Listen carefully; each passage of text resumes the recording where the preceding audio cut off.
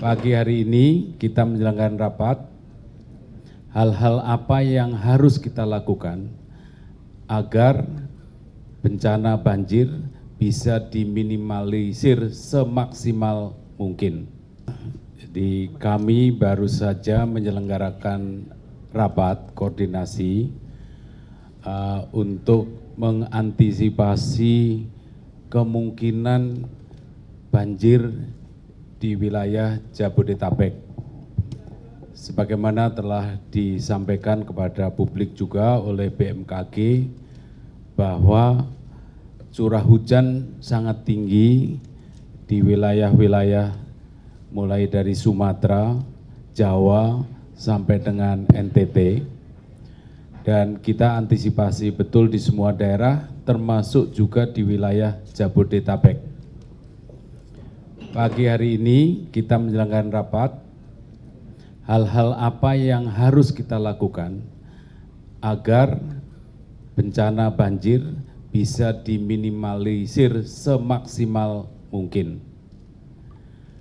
Pertama, akan dilanjutkan terus modifikasi cuaca, baik yang dilakukan oleh BNPB bersama dengan BMKG, maupun juga oleh pemerintah provinsi, terutama oleh Pemprov DKI.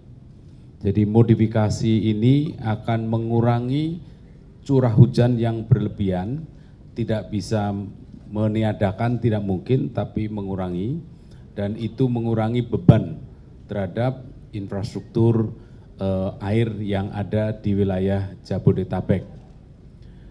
Itu yang pertama. Yang kedua, infrastruktur yang sudah ada dioptimalkan.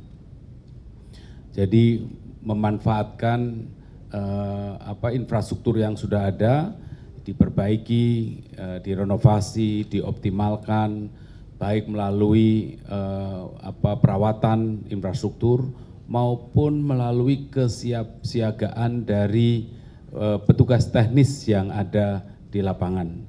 Jangan sampai petugas teknik lengah, ya. Oleh karena tadi kita semua juga apel siaga akan terus dilakukan secara rutin, dan juga itu dalam minggu ini akan dibentuk posko bersama, di mana pihak-pihak terkait itu berkantor bersama di BNPB. Jadi masing-masing Pemda, unit-unit pemerintahan yang terkait mengirimkan wakilnya, kemudian dalam satu posko di BNPB agar bisa dimonitor dari waktu ke waktu, dan tidak perlu rapat koordinasi karena koordinasi dilakukan real time di posko BNPB.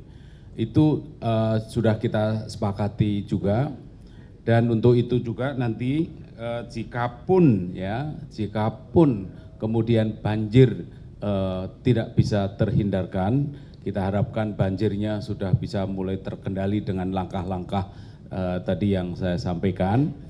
Tapi juga nanti kita juga siap siaga untuk melayani masyarakat, ya, seandainya banjir tidak terhindarkan. Basarnas sudah siap, titik-titik di mana baik itu infrastruktur yang disediakan, kemudian juga staffing juga demikian.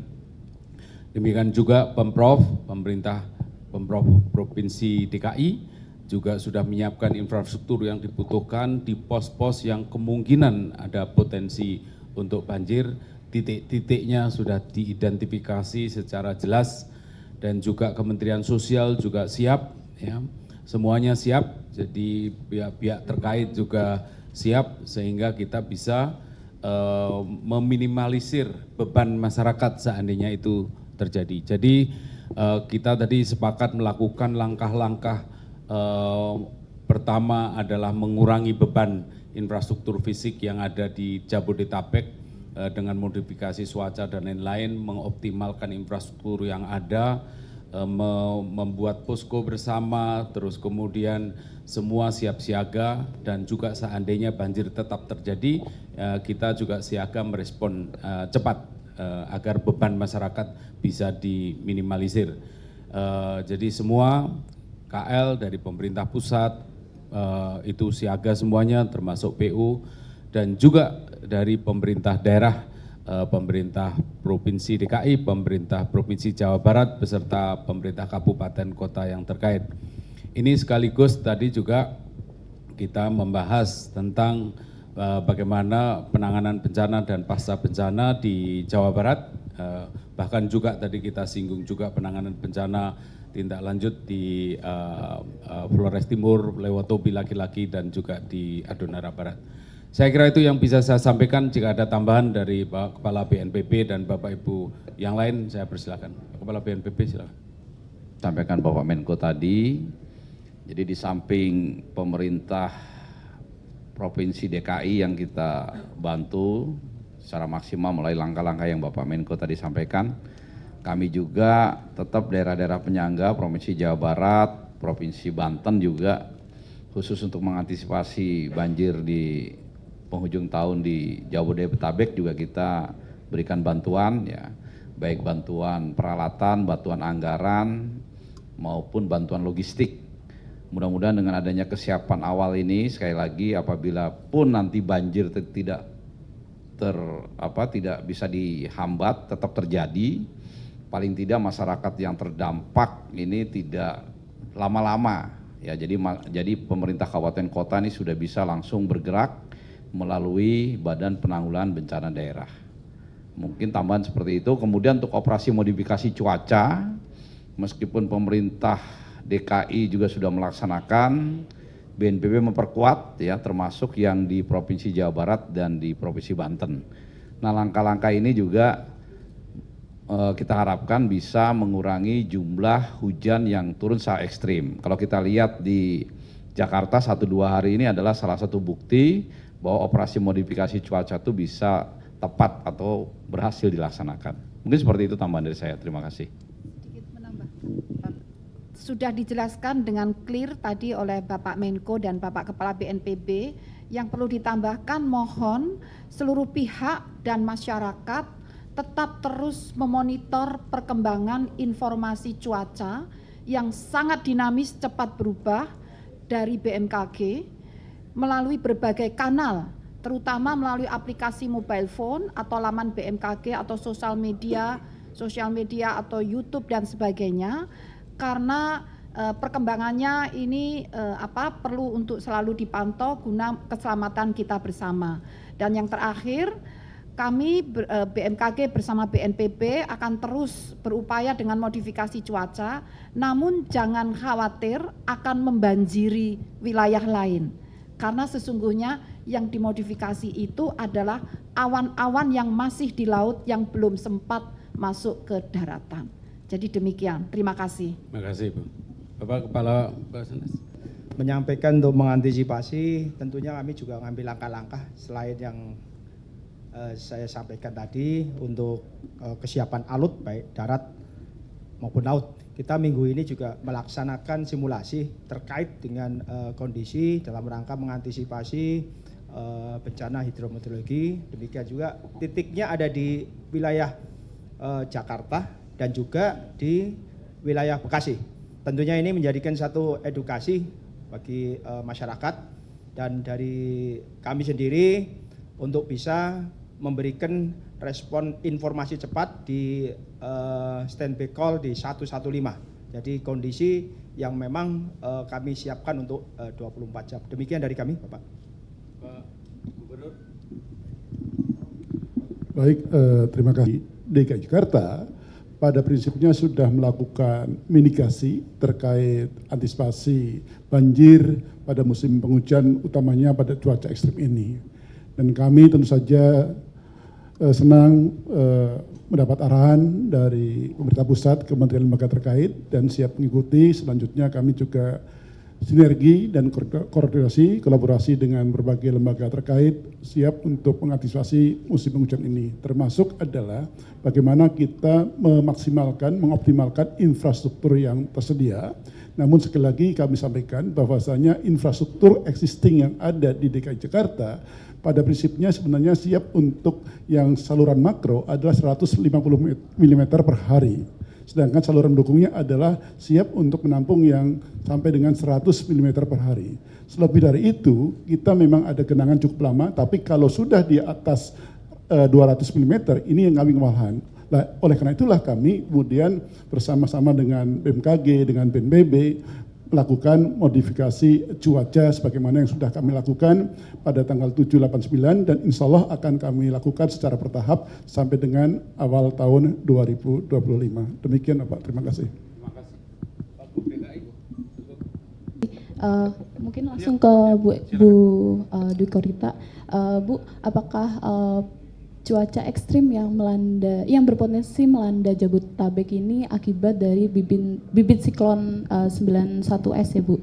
Mungkin bisa dijelaskan. Kemudian apakah sebelumnya kan BMKG sudah memberikan peringatan dini hingga tanggal 8 ya Bu?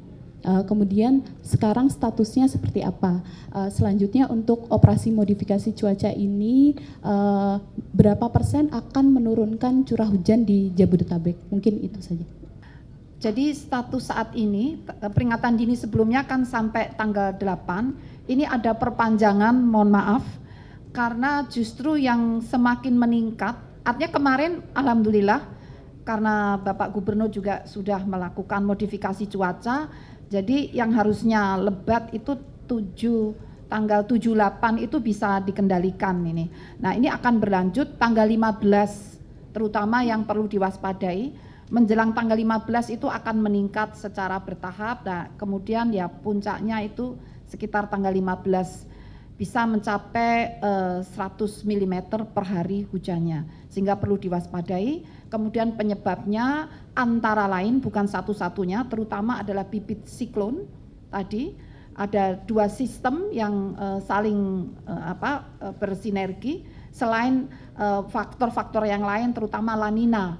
Ini musim menjelang puncak musim hujan yang diperkuat dengan efek La Nina lemah, kemudian juga Madden-Julian Oscillation yang gerombolan awan-awan dari arah Samudra Hindia Barat Indonesia itu, jadi kombinasi seperti itu. Demikian. Ada yang lain? Kalau OMC tadi menurunkan 10% kurang lebih. Oke, Bapak Ibu, perkenalkan saya Nanda Aprilia dari Kompas TV. Ada beberapa pertanyaan sebenarnya terkait dengan cuaca ekstrim. Jelang Nataru kita tahu. Nah, yang kedua kita tahu kan untuk di Jakarta sudah ada modifikasi cuaca begitu ya, sampai dengan mengeluarkan anggaran 4 miliar rupiah. Nah, ini di luar dari Jabodetabek Pak, apakah modifikasi cuaca ini juga akan diperuntukkan untuk daerah-daerah yang kita tahu terkendala cuaca ekstrim juga, khususnya yang masuk dalam darurat dan juga waspada. Nah untuk Bapak PJ Gub, Pak Teguh, izin Pak, siklus pertama modifikasi cuaca kan sudah, evaluasinya seperti apa dan apakah sudah ada tanggalan pasti terkait dengan siklus keduanya seperti apa. Nah untuk Bu Dwi Korita, terkait dengan cuaca di Jakarta saat ini Bu, apakah sudah masuk dalam kategori waspada ataupun siaga atau seperti apa? Karena kan kita mengalami juga di Jakarta tampaknya juga cuacanya sangat berubah-ubahnya tuh drastis sekali, bahkan seringnya hujan seperti itu. Terima kasih.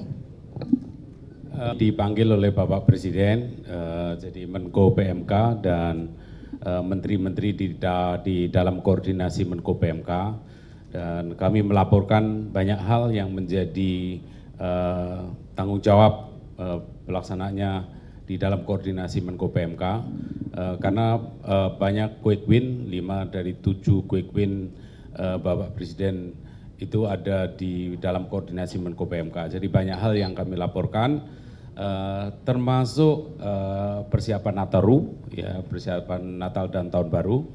Jadi karena beberapa waktu yang lalu kita sudah melakukan rapat koordinasi juga tentang Nataru sampai level teknis, level sangat detail. Selain itu juga kaitannya dengan penanganan bencana, salah satu yang kita bahas adalah tentu saja untuk yang sekarang ini mengoptimalkan infrastruktur yang ada, tetapi nanti secara bertahap untuk waktu-waktu ke depan adalah memperbaiki atau bahkan membangun infrastruktur baru untuk mengurangi risiko-risiko bencana, terutama menghadapi bencana perubahan iklim, hidrometeorologi yang juga cenderung untuk semakin meningkat. Mengenai modifikasi cuaca di daerah lain, monggo Pak Kepala BNPB. Baik, terima kasih Mbak Nanda. Jadi untuk DKI sendiri, nanti tanya ke Pak Teguh ya. Tapi kalau nanti DKI juga butuh dari BNPB, BNPB akan membantu. Nah untuk daerah-daerah lain di luar DKI, Jawa Barat, tadi sudah sampaikan, yang sekarang sudah dilaksanakan adalah Sukabumi. Sukabumi kan dari mulai kemarin hujan terus, sehingga walaupun sekarang penanganan bencananya, tanggap daruratnya sudah berjalan dengan baik, sudah tidak ada lagi daerah yang terisolir, tidak ada lagi masyarakat terdampak yang tidak dapat logistik, tetapi masih sangat darurat gitu, pakai roda 2 dan terkendala cuaca. Kita laksanakan operasi modifikasi cuaca di sana. Di sana bahkan 2 pesawat siang malam bekerja. Mudah-mudahan kita lihat besok, lusa, cuaca di Jawa Barat mudah-mudahan lebih baik. Yaitu hasilnya. Tadi kan Ibu Dewi Korita 30%. Memang sama sekali menghentikan hujan itu tidak bisa. Dan operasi modifikasi cuaca beberapa tahun ini merupakan salah satu opsi menanggulangi bencana. Jadi kalau musim hujan ya dikurangi jumlah debit airnya, bahkan dialihkan ke tempat lain yang tidak berpotensi bencana. Di Banten juga seperti itu. Nah, jadi bukan hanya DKI, tetapi Jawa Barat dan Banten juga kita akan kerjakan terus. Dan di daerah-daerah lain, seperti sekarang di Lewotobi, itu juga NTT sekarang juga potensi hujan deras. Nah, di sana walaupun banjir lahar dinginnya sudah diprediksi tidak akan terkena masyarakat, karena masyarakatnya sudah diungsikan, tetapi juga dengan prediksi dari BMKG kita juga laksanakan operasi modifikasi cuaca. Seperti itu. Sudah dilaksanakan selama 3 hari, itu rata-rata 1 hari adalah sekitar 4 sorti dengan melibatkan 1 harinya kurang lebih 37 orang. Setiap sorti itu kita bisa menyemai kurang lebih sampai 800 kg per sortinya, artinya 1 hari kurang lebih sekitar 3.200 dengan menggunakan 1 pesawat, karena kemarin makanya ini masih terbatas. Pesawatnya adalah jenisnya pesawat Britten Norman PN2T PKWMN dengan pusatnya ada di Curug, dengan biaya masih dengan anggaran rutin dari BPPD. Namun demikian kami tentu saja sangat membutuhkan lembaga yang lain, khususnya BNPB, untuk sama-sama melakukan rekayasa cuaca tahap berikutnya. Kalau memang dari dana BPPD yang kami siapkan kurang lebih 4,3 miliar itu habis, kami sudah siap dengan menggunakan dana BTT. Lagi karena dana BTT maka kami harus mengeluarkan status kondisi darurat, dan nanti kami juga pastinya koordinasi dengan BNPB. Kami siap untuk melakukannya dan sampai dengan akhir tahun. Kemudian untuk tahun 2025 kami juga sudah antisipasi masuk pada daerah APBD tahun 2025. Artinya insya Allah siap. Dan kami juga menghimbau kepada masyarakat, apabila nanti terjadi banjir, kami sudah lakukan sosialisasi, edukasi, dan bisa evakuasi dini, dan juga mohon bantuan lembaga. Andai kata memang banjirnya misalnya terjadi banjir, terjadi di hari weekday, kami juga mungkin akan mempertimbangkan mengeluarkan atau menerbitkan kebijakan WFH, work from home, khususnya bagi anak sekolah ataupun bagi lingkungan ASN di DKI Jakarta. Syukur-syukur juga bisa di kementerian lembaga, karena banjir di weekday resikonya, dampaknya berbeda dengan banjir di saat weekend. Terima kasih.